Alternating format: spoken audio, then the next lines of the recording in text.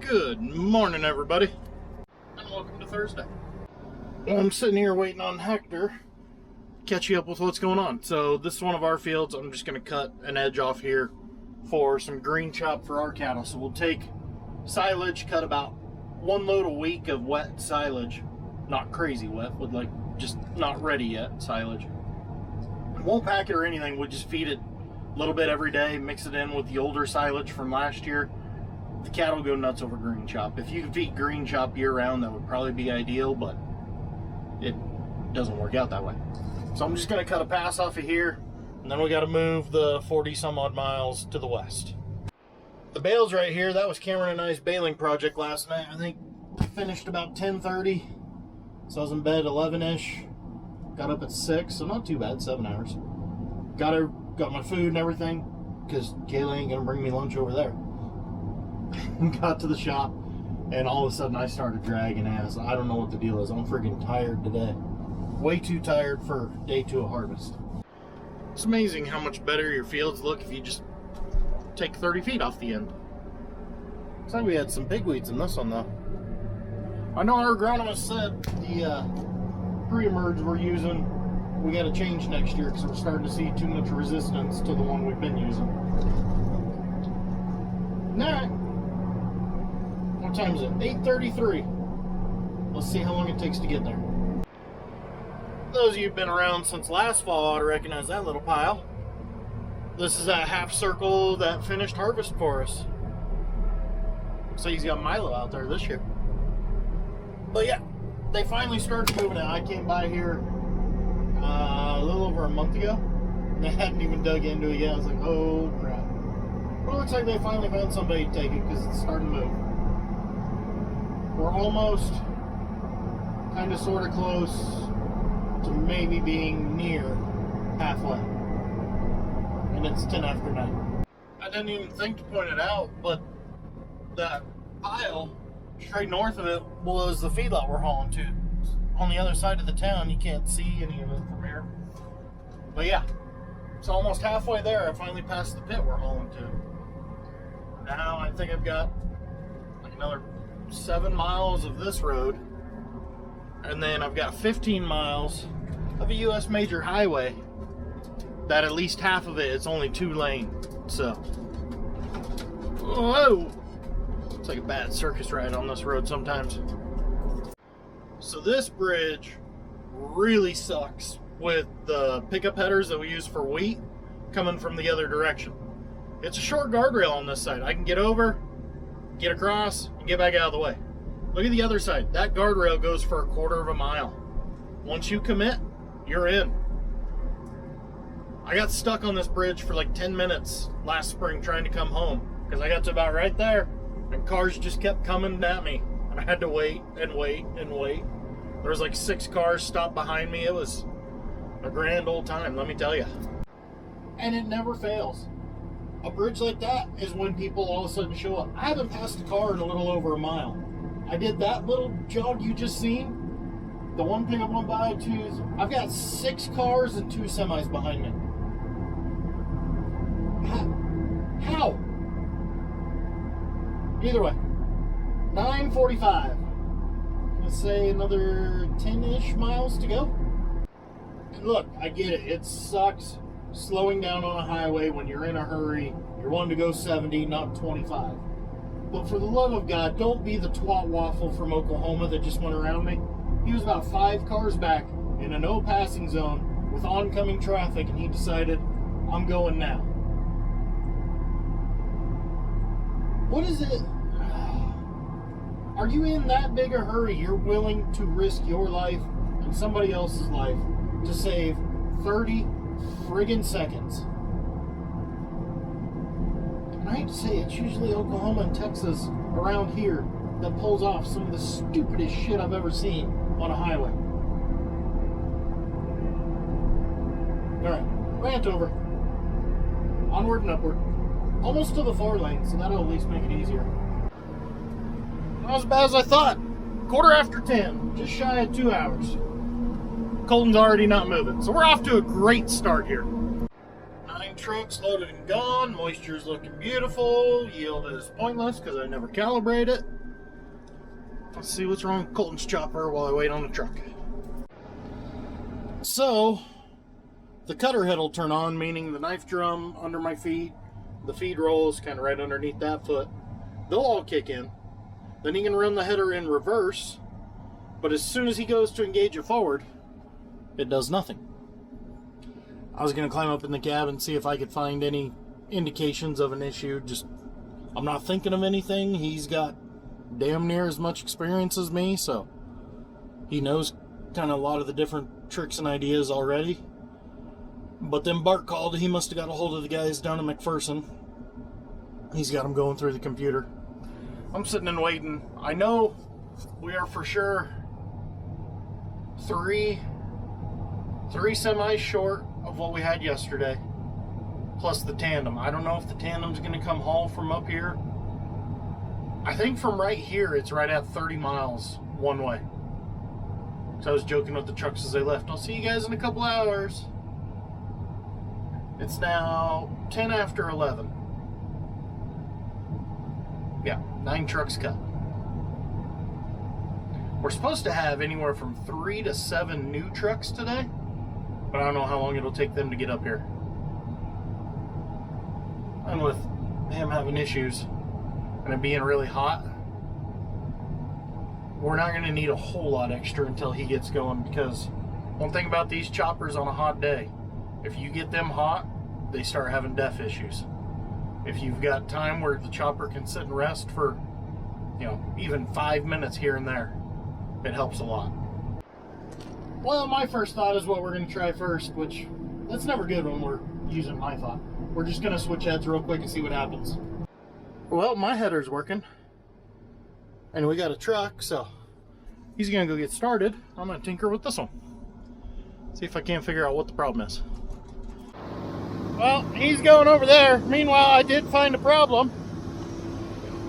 I went to hook his header up, went to grab this whole block assembly, and this literally just fell off the back. So I'm guessing that was the problem. Something happened. Pins got pushed back to not make contact, to where, because it didn't know what it was when you tell it to fire up, it just didn't do anything. And that's probably why you never got any error codes either.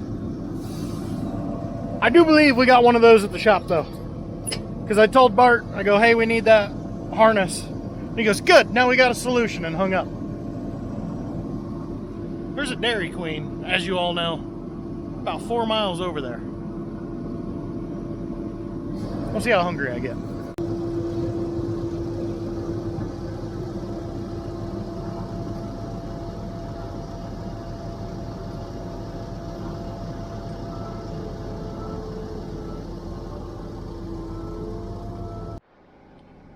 $12:08. First truck's finally back. Oh, 12:09 now. So was that just a shade over an hour and a half round trip? Luckily, we only have 40 acres right here. And then we move a couple miles closer, several turns, because it's kind of a zigzag to get to here, back to the fields you guys saw me check. In the meantime, I'm still waiting on parts. Should have went to Dairy Queen. Oh, have fun, Colton. 1, 2, 3, 4, 5, 6, 7, 8, 9 trucks all show up together. Oh, that's friggin' hilarious. And that is why Bart is the man. Changed out the harness. All them broken wires is what the problem was. Instantly. Problem solved. So here it is, 1:30. Finally going. Finally. First 40-acre patch done. Now to move back east a little bit. They'll shorten up the haul substantially because they won't have to do this zigzag back to the highway. That ought to really help. This is a traffic jam mess. It's a 3/4 pivot with the driveway over on the west side. So trucks are all having to go all the way back, zigzagging around to get out of here. Starting new fields, especially fields we've never been to, don't know where all the driveways are, don't know where the obstacles are. It's always an adventure. I'm really hoping as we get into this it gets greener, because mine's showing 62%. This has dried a lot in the 2 weeks since I checked it. God dang, that was crazy. 3 semis and a little tandem. Just to go around the field one time. God, I wish this moisture would come up though. This is scary. 62.